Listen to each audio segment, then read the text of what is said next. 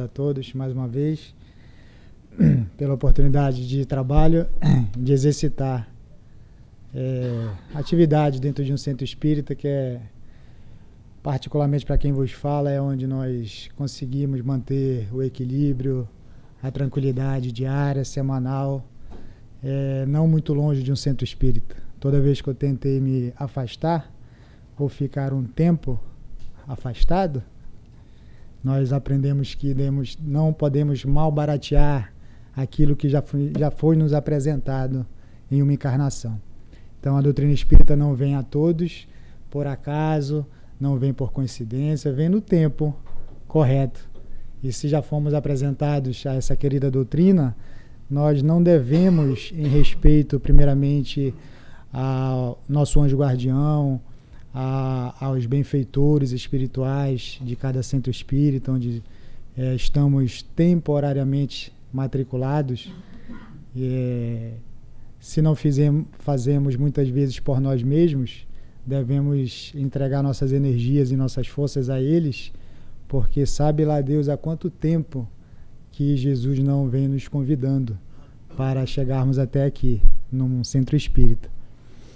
Então, Emmanuel, numa de suas dezenas de obras ditadas ao Chico, na Fonte Viva, ele tece pequenos comentários de dissertações de Paulo, onde Paulo lembra que o grande Moisés, ele poderia ter ficado bastante tempo na riqueza material, na casa dos faraós, na sua família tradicional, rica e poderosa, poderia ter ficado lá o tempo que ele quisesse na encarnação inteira dele, mas ele preferiu passar o resto de seu tempo na riqueza não material, na riqueza espiritual, tentando salvar um povo durante anos e anos de escravidão.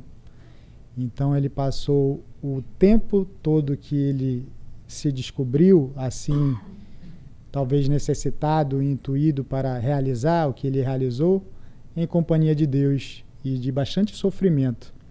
E também lembra que Paulo de Tarso poderia continuar como Saulo, com todo o seu poder, com toda a sua riqueza, com todo mundo a seus pés, do jeitinho que ele era, enquanto Saulo, o tempo que ele quisesse. Mas, ao encontrar Jesus, após a sua cegueira física, não mais cegueira espiritual, ele preferiu passar o resto de seu tempo buscando Jesus, acompanhando Jesus, divulgando o cristianismo para todas as gentes. Então a questão do tempo é muito relativo.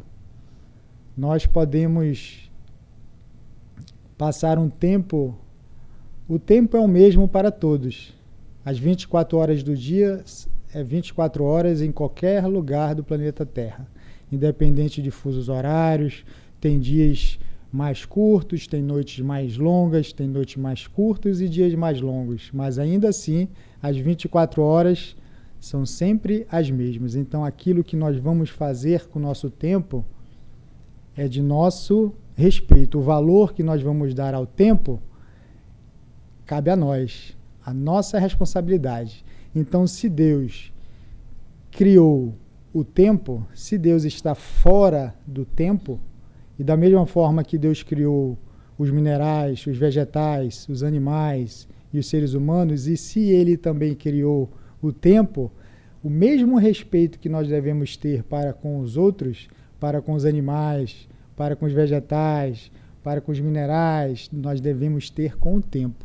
Então, quando nós passamos muitos anos dizendo que o dia tem que ter 26 horas para a gente, 27 horas, que 24 horas não dá tempo para fazer nada, nós estamos talvez não tratando o tempo com o devido respeito entregue por Deus para nós. Porque se Ele criou o tempo, se tudo que Deus cria é bom, é para o nosso bem e é justo, então nós devemos não mal baratear o tempo dado por Deus para a nossa encarnação, porque nós não sabemos quanto tempo, por exemplo, vamos ficar encarnados. Nós não sabemos quanto tempo nós esperamos na erraticidade, o período entre uma encarnação e outra, para reencarnar. podemos ter ficado semanas, podemos ter ficado séculos na erraticidade, em tratamento, estudando, buscando com o nosso nomezinho lá na lista, para reencarnar.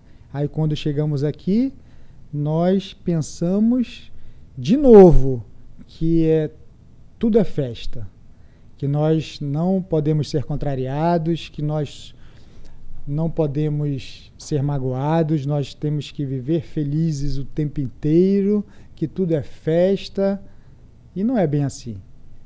Nós pedimos para, na grande maioria das vezes, o gênero de provas que estamos passando foi acordado de alguma forma, ou fizemos um acordo com boa vontade e já entendendo e concordando com o gênero de provas que iríamos passar, ou não, ou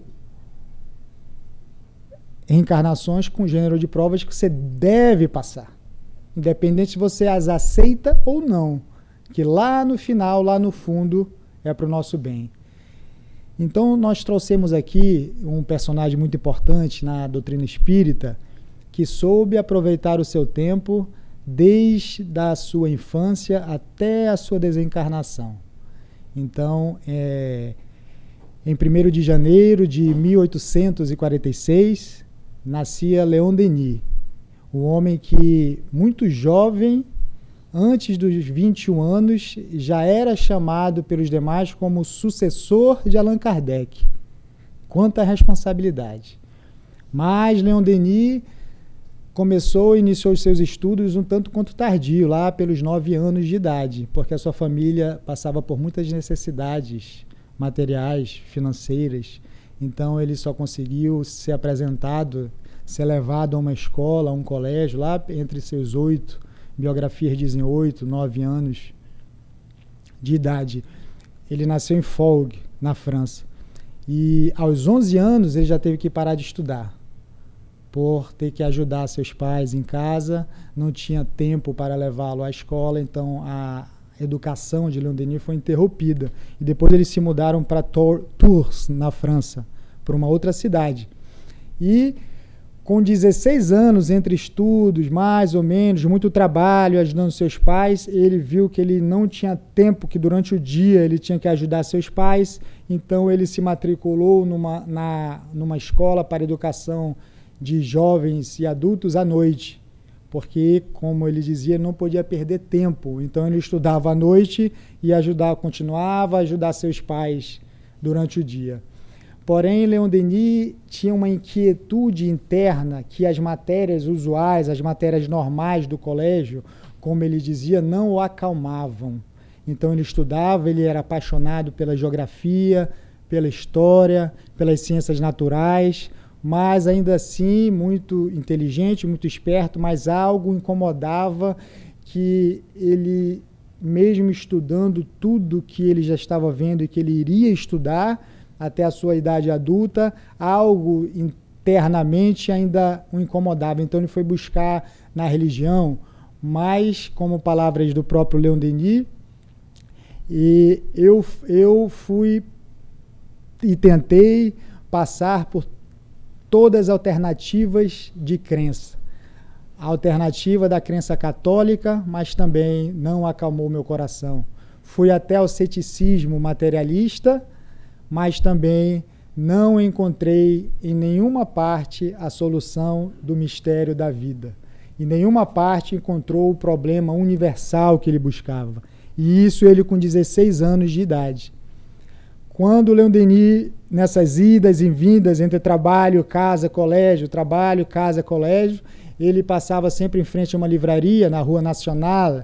Essa livraria ele conhecia muito bem porque ele sempre parava na vitrine e ficava namorando os livros, principalmente os livros que falavam de geografia, de outros continentes. Só que eram livros sempre muito caros, ele nunca tinha dinheiro para comprar.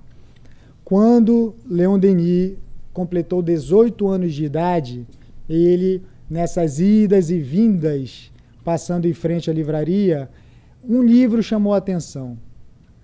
Ao passar pela livraria, ele viu um livro que o título ele achou muito interessante, ele nunca tinha visto esse livro. Quando ele observou, era o Livro dos Espíritos. Ele, achando que não ia dar para comprar, já ia embora, mas algo o levou para dentro da livraria e ele perguntou do vendedor quanto era o livro e, para sua surpresa, as poucas moedas que ele tinha no bolso deu para adquirir o livro. E ele comprou.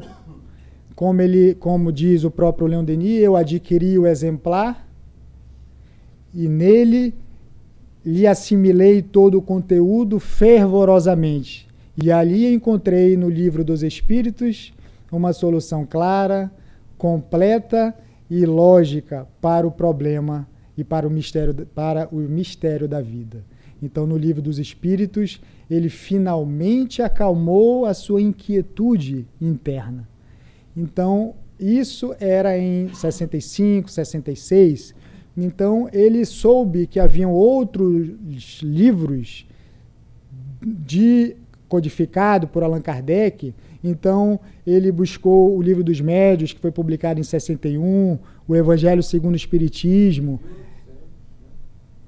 1861, o Livro dos Médios em 61, o Evangelho segundo o Espiritismo em 64, depois o Céu e o Inferno em 65. Então, todas essas obras, até o Céu e o Inferno, Leon Denis devorou, estudou, tentou vivenciar aquela nova doutrina. A única obra que ainda haveria de ser publicada era a Gênese, que foi publicada em 68, no ano seguinte.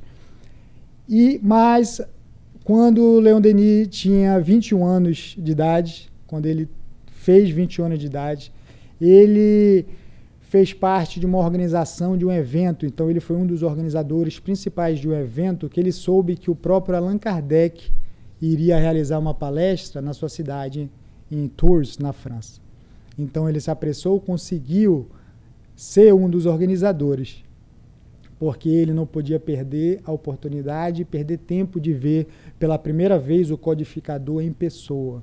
Então, diz que ele organizou, o evento foi na residência do senhor Rebordan, na rua Sentier, em Paris, e deu mais ou menos 300 ou mais de participantes, de pessoas para ouvir Allan Kardec dissertar e proferir uma palestra com o tema obsessão, um tema muito falado e em destaque à época. E ali Leon Denis ficou maravilhado, vendo Allan Kardec em pessoa ali, aos olhos nus. Ele falou, meu Deus. Então ele se esforçou e conseguiu, se assim podemos dizer, uma entrevista, uma reunião em particular com o codificador, e reunião esta que os biógrafos dizem que até hoje não se sabem o que eles conversaram. Mas ali é a segunda vez em contato mais próximo com Allan Kardec. Ele, logo após essa reunião, alguns dias depois, ele se dirige a Paris e tem uma nova reunião com um codificador, pela terceira e talvez última vez, porque Allan Kardec viria a desencarnar em 69, um ano após, em 31 de março de 1869. Então, na volta de Paris, Leon Denis volta entusiasmadíssimo. Tenho que trabalhar na causa espírita, tenho que labutar nessa doutrina, tenho que fazer algo mais, não somente estudar e vivenciar, que já é muito cá para nós, mas de tempos em tempos sabemos que Jesus permite esses personagens na história para impulsionar e dar exemplo para gerações vindouras. Então, os postulados dizem que quando Leon Denis fincou a ideia que iria trabalhar na doutrina espírita e que queria abrir um centro espírita em sua cidade, uma falange de espíritos de escola o envolveu para dar força e energia e entusiasmo a Leon Denis. E um espírito em especial, de uma forma e de uma luz bastante azulada, chamou a atenção. Mas ainda Leon Denis ainda não tinha olhos de ver e continuou.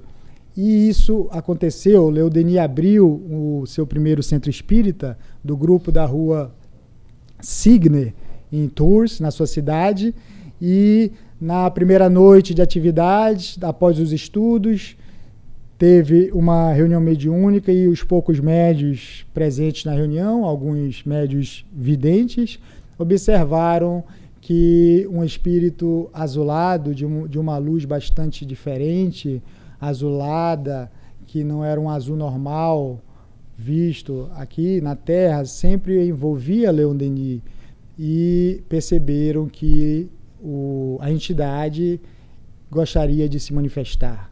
E o médium psicofônico, na reunião, assim o fez, e o espírito azulado o envolveu e disse que, por enquanto, ela não tinha permissão de dizer quem era, mas que ia usar o pseudônimo de Sorella. Sorella em italiano é irmã. Então, irmã Sorella. E que ela iria ser a mentora do grupo e iria ficar muito próximo de Leon Denis. E todos ficaram muito felizes. E assim foram anos e anos de atividade, e irmã Sorella sempre envolvendo Leon Denis e o grupo.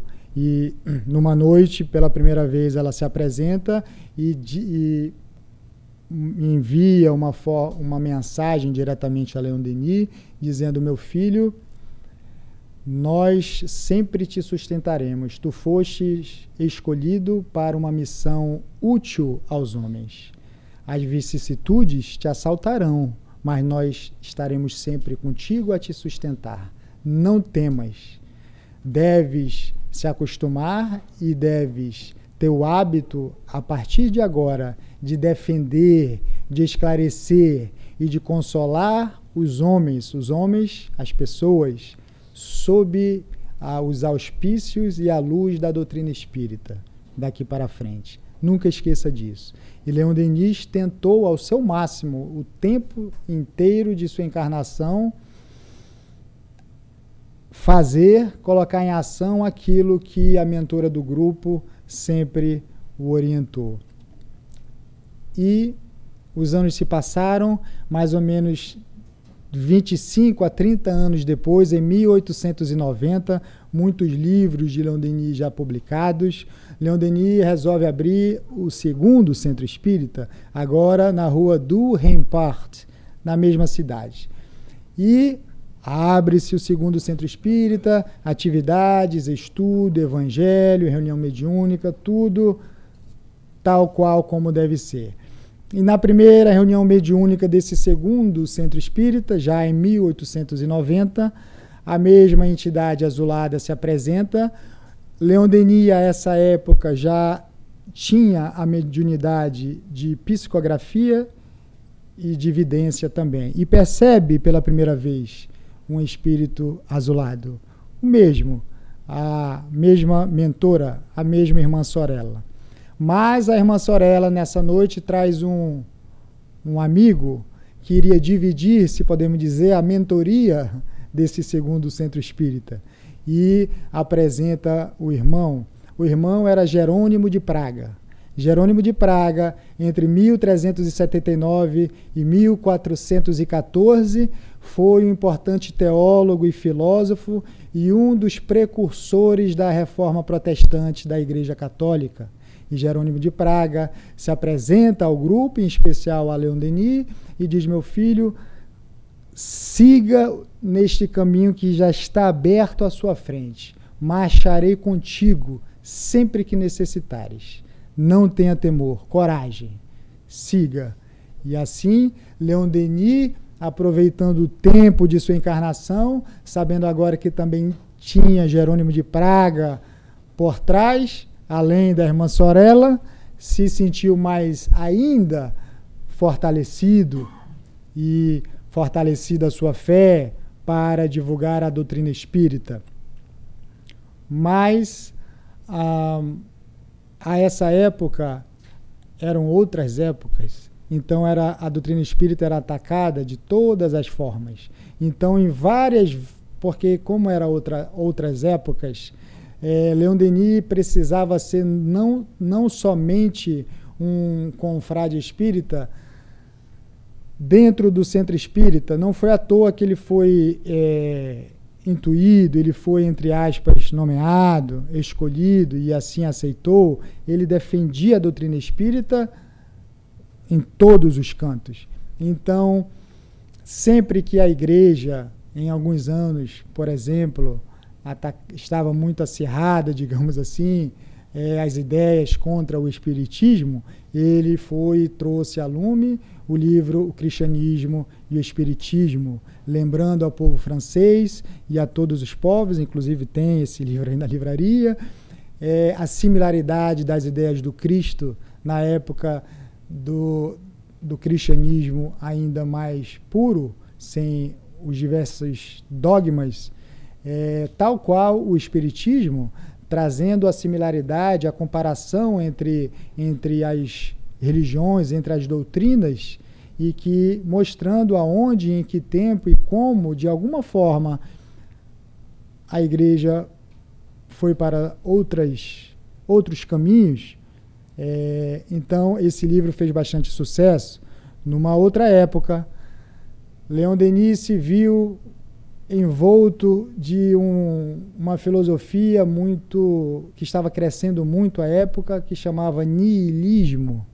E niilismo, nihil, que era o nada, e havia muitos filósofos famosos que foram responsáveis por divulgar essa filosofia, dentre eles Friedrich Nietzsche, Ernesto Rachel, com o livro Enigmas do Universo, onde teve muito sucesso, mas era uma filosofia que não dava valor algum à espiritualidade, muito menos a Deus, que dizia que a vida não tinha sentido.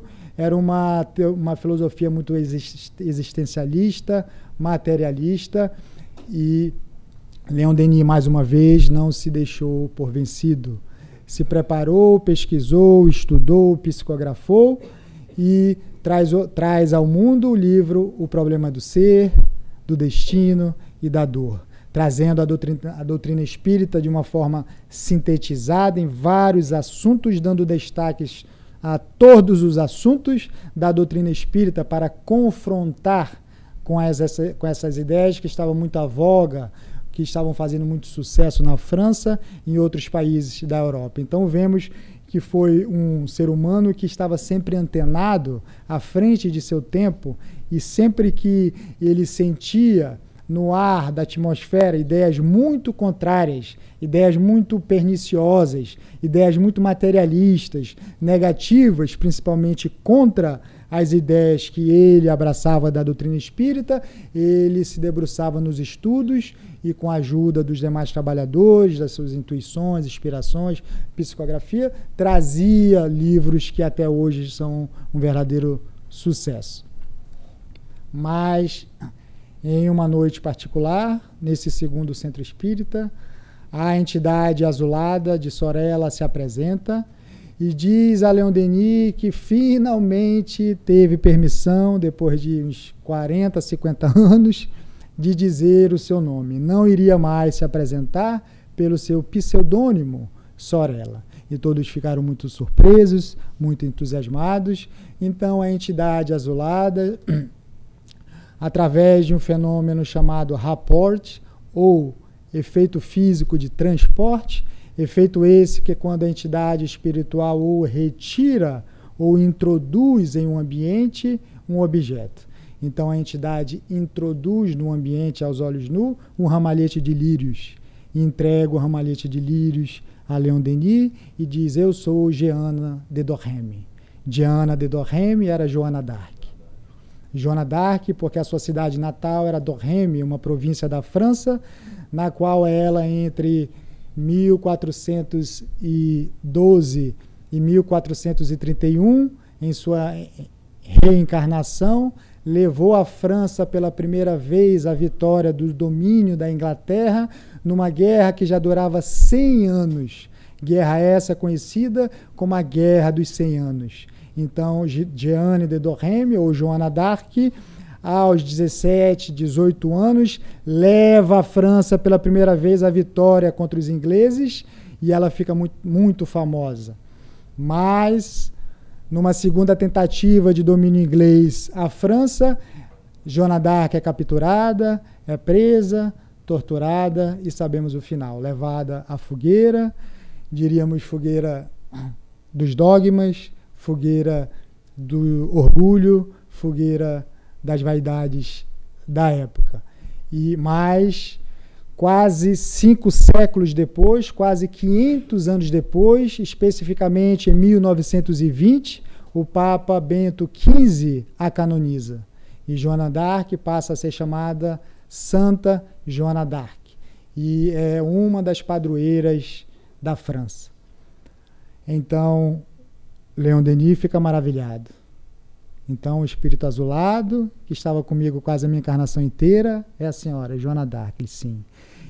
Então, ele entendeu que na época da Primeira Guerra, uma época que Leon Denis e os franceses estavam muito ansiosos, muito angustiados, sofriam muito, ele se abalou muito, ficando doente, preocupado. O espírito Sorella sempre chegava com ele e reforçava, entusiasmando para ele levantar a cabeça, que ela conhecia a história da guerra muito bem, que ela inclusive já esteve no fronte, que ela, como ninguém, saberia que no final tudo ia dar certo, da maneira que fosse, e ele só depois entendeu. E Leon Denis, o respeito era tão grande e o carinho pelos dois era mútuo, que ele se debruçou e escreveu o livro Joana d'Arc, Médium. E uma vez perguntado, de todos os seus livros, mestre Leon Denis, qual o que o senhor teve o maior prazer, ficou mais satisfeito? Adivinhe qual? Todos achando que ele ia falar alguma outra obra, ele respondeu Joana d'Arc, Médium. Foi um dos meus filhos, o filho que eu mais fiquei feliz em ver pronto, em ver realizado.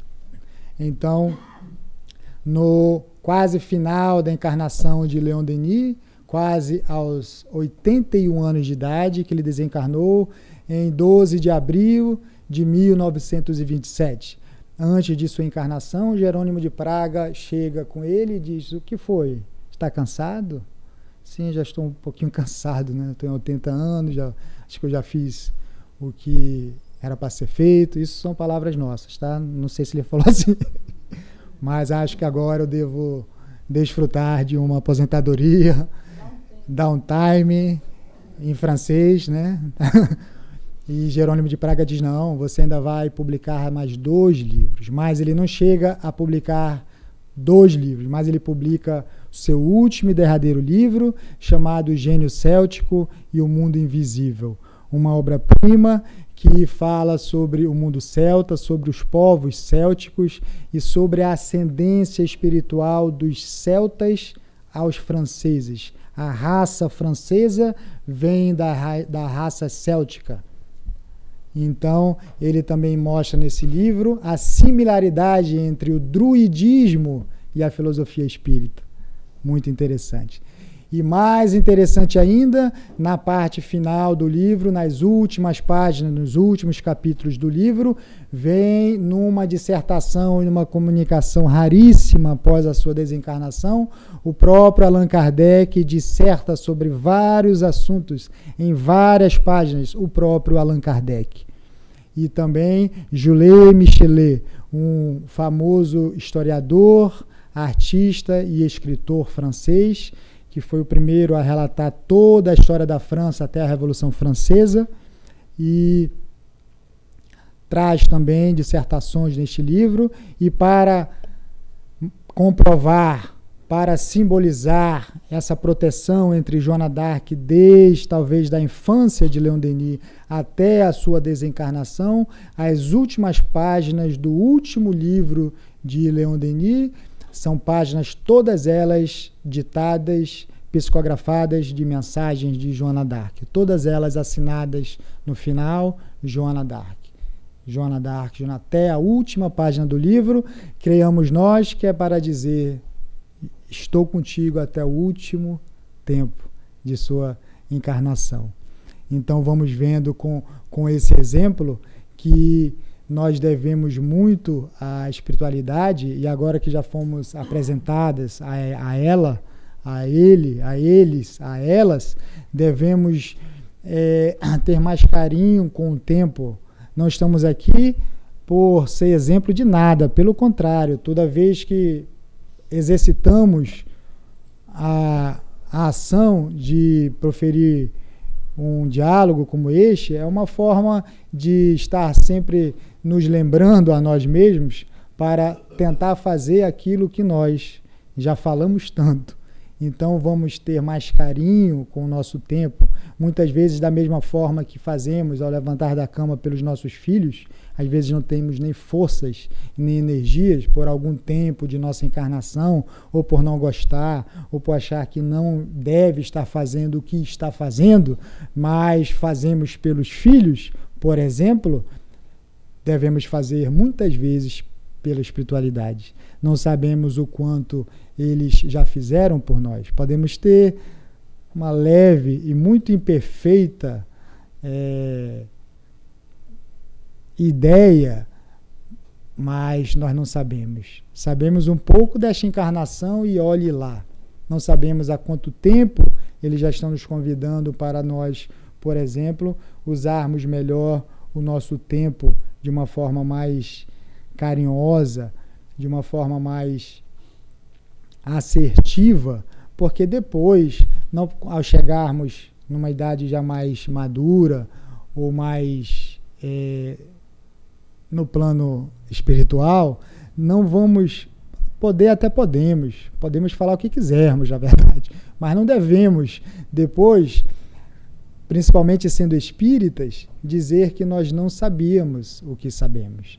Nós devemos entender, não para ser uma responsabilidade pesada, mais pesada do que os nossos ombros podem carregar, mas sabemos que nós, se já fomos apresentados à doutrina espírita, nós sabemos caminhar melhor, com mais objetividade, com mais simplicidade. Podemos fazer tudo o que queiramos e queremos fazer, mas nós vamos prestando mais atenção no fundo das informações, num planejamento familiar, no que está mais por dentro, e não as formas alegóricas. Isso nós só aprendemos, criamos nós, com a doutrina espírita. Nós, muitas vezes, nós nos perdemos em tumultos do dia a dia, que muitas vezes temos que ter atenção e vigilância, porque nós nos distraímos de assuntos mais importantes, que às vezes passam por detalhes insignificantes, de hoje eu não vou, eu ia estudar, mas eu prefiro isso, aquilo. Nós somos livres para fazer, repetindo, o que quisermos, mas já aprendemos na doutrina que seremos obrigados a colher aquilo que semeamos. Então nós temos que ser menos, vamos dizer assim, menos distraídos com o nosso tempo e ficar antenados. Porque às vezes as distrações vêm por quem mais amamos. E às vezes as pessoas inconscientemente, não por nos querer prejudicar e querer o nosso mal, entre aspas, mas todos somos médios, às vezes são instrumentos inconscientes, e que se não formos nós aquele de fincar o pé e dizer, não, hoje eu vou estudar, não, agora eu tenho que meditar. Mas se você vai meditar, casa cheia, lotada, como é que você vai meditar? Aprendemos com a doutrina espírita que para meditar não precisamos subir nas montanhas, aí ficar lá em cima meditando. Qualquer livro espírita que nós abrirmos é uma meditação espírita. Aprendemos que quando nós estudamos, nós lemos um livro espírita, na barulheira que tiver na nossa residência, e nós no nosso quarto, ou até mesmo no banheiro, por que não? Qualquer local que tivermos lendo, aquela concentração naquele assunto do livro espírita é a sintonia com os benfeitores espirituais. Qualquer assunto que seja, que faça bem, doutrinário, e aqui trazendo para o nosso métier, a doutrina espírita, aquele ponto de sintonia com o nosso anjo guardião, se esteja ele aonde for, e com os benfeitores espirituais, vem daquelas páginas. Nós não precisamos de nenhuma postura diferenciada, de nenhum movimento. Muitas vezes precisamos, mas mais para nos concentrar, de usar esse tempo para nós mesmos. Uma posição que nós ficamos mais confortável, ou uma música Tudo isso são alegorias, mas que se nos faz bem a conexão com o Altíssimo, por que não? Mas não é obrigatório. Obrigatório é abrir o livro e ler. Qualquer que seja o assunto doutrinário, esta é a meditação espírita, muito falada, por exemplo, pelo um dos maiores pesquisadores, Hermínio Correia de Miranda. Ele usava muito esse termo, meditação espírita. E o pessoal, mas o que é isso? É uma meditação nova? Para onde a gente deve ir? Viajar para onde? Para o Oriente? Para o cume da montanha dos Alpes suíços? Ele, não, é só abrir um livro, qualquer livro, em qualquer lugar, e se concentrar. Aquele assunto é o teu ponto com Jesus. Aquele assunto é o que vai, às vezes, na hora de um tumulto no seu lar, onde você estiver, ser o canal, ser o portal que trará as entidades para acalmar o teu lar, para trazer uma bênção de saúde para você ou para este ou aquele irmão que está necessitando. E muitas vezes nós nem sabemos, porque a ajuda espiritual, no tempo deles, é uma ajuda sempre silenciosa, muitas das vezes anônima. Trazemos aqui um exemplo de, por exemplo, São Benedito, conhecido da Igreja Católica, chamados pelos espíritas de Irmão Benedito. Irmão Benedito era analfabeto, era católico, também seguidor do Irmão Francisco de Assis, depois foi para a Ordem Franciscana, um dos maiores fiéis e seguidor de São Francisco de Assis, da Ordem de Capuchinhos, da Ordem dos Frades Menores, não frade menor porque tinha menor, maior, menos importante, mais importante, era só um nome. E Irmão Benedito, da cozinha do convento, tecia comentários acerca de Jesus e do Evangelho, importantíssimos, sendo analfabeto, sabendo usar o seu tempo, e as pessoas ficavam na cozinha maravilhadas, e as conversas saíram da cozinha e foram para os salões dos mosteiros, e os altos frades e freis ficavam... Quem disse isso? Foi o cozinheiro. Qual o cozinheiro? Benedito. O analfabeto? Sim. Ele proferiu isso? Sim. Como? É um estudioso? Não, mas ele nos ensina muito cozinhando. E chegou o tempo que suas verdades proferidas pela boca de Irmão Benedito foi tão grande que ele foi convidado a ser frei, a ser não sei a hierarquia dos frades, desculpa aí a ignorância, mas foi um dos mais importantes que teve, não porque ele queria, porque ele foi convidado e o que ele falava era tão bonito, tocava tanto as pessoas, que ele teve que aceitar. Mas tinha um tempo, depois tinha que dividir os freis, os nomes tinham que entrar num rodízio, e quando acabou o seu tempo, para onde ele foi? Ele foi, mas não, ele voltou para a cozinha, continuou cozinhando. E foi Irmão Benedito, foi São Benedito. Então, lembranças aqui que vem à nossa mente de personagens de qualquer religião que são exemplos, são ideais para nós, quase que inatingíveis, é bem verdade, para a nossa evolução atual, mas que a gente vê que conseguimos, que conseguiremos. Não ainda nesta, mas em algumas outras. O importante é saber que o tempo ensinado pela doutrina espírita é um tempo que é sempre a nosso favor. O espírita não olha mais o tempo como olhava antes. O tempo é nosso amigo, ele sempre tem que estar ao nosso favor. Primeiro porque sabemos, através da doutrina, que somos imortais. Então, aquelas ansiedades, aqueles problemas insolucionáveis que temos que resolver amanhã, senão vamos morrer, não vamos. Então, vamos aprendendo que nós temos todo o tempo do mundo, não tem mais uma idade correta para nada, um tempo, se eu não tenho que fazer isso esse ano, porque a idade que todo mundo se formou é mais ou menos essa, a idade que minha família inteira foi mãe ou foi pai, foi esse. Então, essas crenças limitantes, essas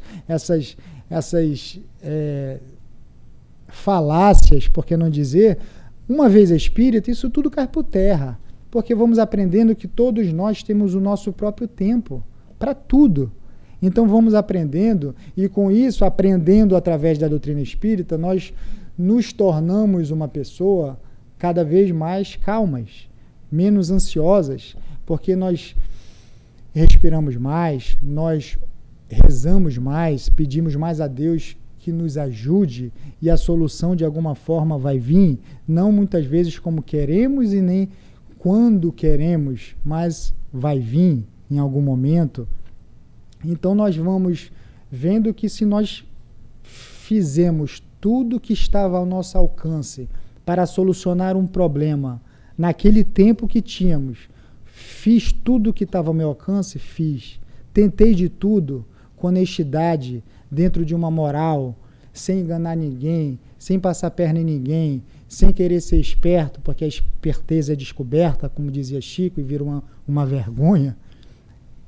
E ainda não deu certo, entrega a Deus. Porque em algum momento, se tiver que ser, vai ser. Não de braços cruzados, não assim, eu tenho que resolver uma coisa, entrega a Deus. Se Deus quiser, vai dar certo. Nem pensou em resolver, nem agiu para resolver. É muito diferente do que o que acabamos de dizer. Então, o espírita vê o tempo com mais carinho. Não precisamos mais dessa correria lá de fora, que, como falamos, muitas vezes são distrações e muitas vezes propositais, inconscientemente, na grande maioria das vezes, que, no final das contas, vai nos prejudicar. E o maior prejudicado será nós mesmos. Então, nós, quando já silenciamos e já sentimos que aquilo ali já não nos faz bem, ou que era para eu ter ido, eu acho que eu tenho que ir para o centro espírita, aquele estudo ali é local e não vai, essas coisas vão pesando na consciência e vão ficando cada vez mais fortes, até o momento que nós conseguimos alinhar, equilibrar essas ideias, e nós vamos dando um valor para as coisas do espírito, não esquecendo tudo material, porque estamos encarnados, senão nós vamos ser um sobrepeso para a sociedade, vamos ser um sobrepeso para a nossa família, e não é isso. Mas nós vamos dando importância tal qual dávamos para outras coisas, para as coisas do espírito. E vamos vendo que o saldo, no final, é sempre positivo. Num certa feita, Jesus sabia que nesse dia, lá no templo de Jerusalém, era o dia que todos desfilavam para fazer suas doações ao gasofilácio do templo. Então, os fariseus iam com as suas roupas muito bonitas, muito reluzentes, e doavam muitas roupas, doavam dinheiro, e nosso Senhor Jesus Cristo juntou alguns discípulos e chamou-os para observar a cena. E observaram calados. E via os sacerdotes, e viam os fariseus, e entregavam muitas coisas. E veio Jeroboão, um famoso colecionador de tapetes, e muito rico, e doou 20 tapetes banhados a ouro, aos olhos nus de todos. E ele doou os 20 tapetes de ouro ao gasofilácio.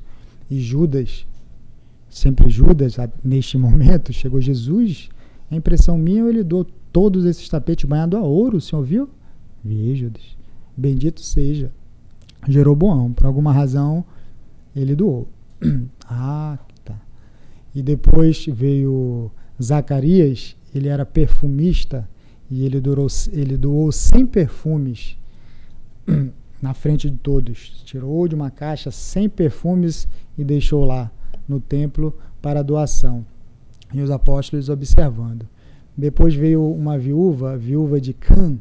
Cã era um indivíduo que tinha uma coleção de cavalos, era muito rico, e ele desencarnou. Então ela ficou viúva.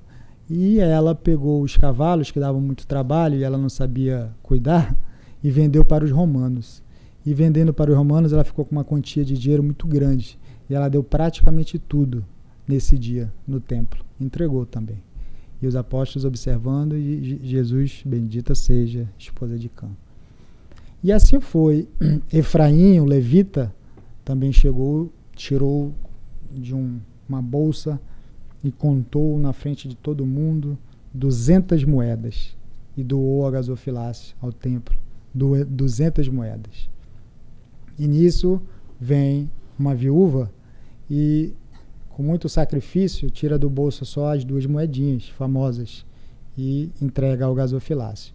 E Jesus, vendo que os discípulos estavam observando, disse: vocês observaram que no dia de hoje, para vocês, quem doou mais? Aí uns falavam, foi o Efraim, foi o Jeroboão lá que deu 20 peças. E o Zacarias deu 100 perfumes.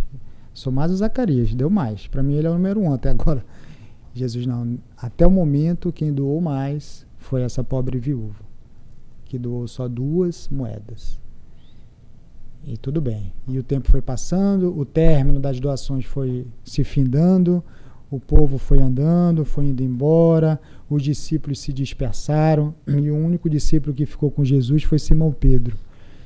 E no final da manhã, quando já estavam quase todos já tinham ido embora, veio uma senhorinha já de alguma idade, muito magrinha, com um semblante muito pesado, muito angustiada, e pegou uma vassoura e começou a varrer o templo, começou a catar as flores, as rosas que jogavam e pisavam, resto de comida sem respeito ao templo, e deixavam lá sujo. E a senhorinha varria, limpava, suando, com dificuldade em se abaixar, em levantar, e Simão Pedro ia falar, viu que Jesus parou, seu olhar sempre sereno, e observou a senhorinha varrendo, limpando, por muito tempo. E depois Simão Pedro chegou com Jesus: Senhor, o que o senhor tem a dizer dessa cena? Aí ele falou: a viúva que doou as 2 moedas, no momento foi quem doou mais, mas no dia de hoje, aos olhos de Deus, quem doou mais foi essa senhorinha, que não tinha absolutamente nada. Doou o seu tempo, a sua energia, a sua vontade, para limpar algo que nem é dela, só em respeito ao templo de Deus, a limpeza da casa. Ela não tinha absolutamente nada. Então, Simão Pedro, feliz é tu que ficou até o final comigo, que aprendeu o que a grande maioria do mundo acha, que essa história acaba nas 2 moedinhas do gasofilácio. E não acaba, ainda tinha uma que doou um pouco mais, doou todo o seu tempo. Então, com esse exemplo, nós podemos entender que no momento que nós decidimos em tentar mudar, todo o tempo estará a nosso favor. A espiritualidade amiga está sempre ao nosso lado, é bem verdade, mas espera que nós demos o primeiro passo. Só que nós já demos o primeiro passo, tanto é que estamos aqui. Só que a gente dá o primeiro, o segundo, o terceiro e cai. Aí só que eles vão estar sempre lá a nos levantar. Nós ainda estamos num estágio que nós vamos dar muitos passos e vamos cair tantos outros. Mas, como já dissemos, para eles, o importante não é nem a queda, porque cair eles já sabem que vamos cair. O importante é a velocidade e a vontade que nós nos levantamos, porque aí nós temos que dar a mão para eles. Aí eles vêm e pegam nas nossas mãos e levantam tantas vezes que forem necessárias. Então vamos sempre, quando nós não tivermos mais sem energia nenhum, pensemos nos nossos filhos, aqueles que os têm, pensemos nas nossas mães, nossos pais que ainda estão encarnados. Se não tiver mais ninguém encarnado, pensamos neles também desencarnados. Ou pensamos no nosso anjo guardião, que já está há quanto tempo validando a nossa encarnação, que essa vai dar certo, agora vai, se Deus quiser, pelo amor de Deus, agora vai. Aqui, sem fazer uma autobiografia, mas só porque nós temos tantos erros já cometidos, que fica fácil escolher um e vem sempre à mente 1.000.000, mas eu vou falar só um. Quando adentramos pela primeira vez no centro espírita, lá em Manaus, foi em 2005 para 2006, não conhecia a doutrina espírita. Aí tinha um grupo espírita, Amor e Luz, lá em Manaus. Uma porta bem pequenininha, um centro bastante simples, mas com exceção da FEA, da Federação Espírita do Amazonas, que é de 1917, se não me falha a memória, esse centro espírita que eu vim, até ser abraçado pela Dona Marisa, é o mais antigo de todo o Amazonas. O Grupo Espírita Amor e Luz é de 1925. Daqui a 2 anos ele vai ser um centro centenário. E quando eu entrei pela primeira vez no Amor e Luz, eu levei a minha esposa e falei, olha, eu vim aqui, eu já vi alguma coisa de espiritismo, mas eu acho que ela está precisando. Minha esposa está precisada, necessitadíssima, coitada. Aí tá, legal. Ia assistir a palestra, toma passe e tal, gostei. Ó, de dia de quarta-feira tem um estudo, aqui é o Livro dos Espíritos, já está em andamento, mas pode entrar, como qualquer um centro, entrei. Depois de 1 ano, quase, o seu Adelson Barroso, ele já desencarnou. Era o dirigente da época, o presidente da época. Falou, meu filho, eu tô aqui para te falar, isso já tem acho que 1 ano. Fale, seu Adelson. Lembra quando você chegou aqui, a esposa, e aí, ela tá bem, né? Mas ela já estava bem, desde o primeiro dia. Ela falou, mas para mim era não. O doente era você, né, meu filho? Então, aí eu falei, mas como assim? Eu malhava na época, fazia jiu-jitsu, igual Marcelo. Pô, não, o doente era você, né, meu filho? Ela que lhe trouxe, né? Ela que lhe trouxe. Você acha que trouxe ela. Então a gente vai aprendendo isso. Aí eu fiquei rapidinho, acho que perdi uns 3 quilos já na hora. Já fiquei mais magrinho. Já baixei. Eu falei, mas eu estava tão bem. Eu falei, vocês achavam que estava tão bem. Ainda tem muito caminho pela frente. Daí, isso são coisas que só conhecemos e só temos noção de aprendizado no centro espírita. Né? Que são verdades que... o irmão Adelso falou isso para a gente depois de 1 ano. Talvez, não, agora ele já está um pouco mais preparado para ouvir. Quem sabe se ele fala isso para mim na segunda semana. Senhor Adel, quem é o senhor? Nem conheço o senhor. Estou bem, disputando o campeonato, ganhei medalha de ouro semana passada. Como é que eu estou doente? Minha esposa que é estressada. Então, as verdades vêm em doses homeopáticas. Quando a espiritualidade já sabe que nós vamos matar no peito, respirar, e nós não vamos nos rebelar, nós não vamos... ficar magoados, tristes, entrar em depressão, e nada disso. Então são exemplos que só o tempo nos traz, e esse tempo a doutrina espírita ajuda a entendermos essas doenças que nós trazemos na alma e nos felicita. Lembrei de uma outra situação que uma vez uma família entrou lá no centro e a criancinha tinha uns 8 anos de idade e o cabelo todo assim. Eu falei, pô, uma menina tão bonitinha com o cabelo todo espenteado. Né? E isso já trabalhador espírita, já pelo menos uma década já. Acho que eu já tinha uma década. Mais os nossos olhos, jogadores. Como é que o pai e a mãe não penteia? Menina, bonitinha, fofinha. Aí depois a gente passou a observar que na sala do passe ela não gostava de dar passe, ela se escondia embaixo da cadeira, jogava a cadeira nos passistas. Desculpa, foi mal. Aí tá, e tratamento, tempo, e sempre aos sábados de manhã a garotinha toda descabelada, e todo mundo com uma paciência, rezando pela família, mas fomos observando uma certa melhora. Até que um dia, um sábado de manhã, ela chega lá penteadíssima, cabelinho penteado, sorridente, e aquilo ali, isso é um tempo de tratamento que emociona a todos. Quando eu vi aquela garotinha ali penteada, eu falei, isso aí é o símbolo do amor, do tratamento, da espiritualidade para com a gente. Os pais maravilhados, agradecendo a todos os trabalhadores lá do centro por ter conseguido pela primeira vez na vida pentear a sua filhinha, já com uns 9, 10 anos de idade. Que bênção da doutrina espírita. Não sabemos. Obrigado, meus irmãos.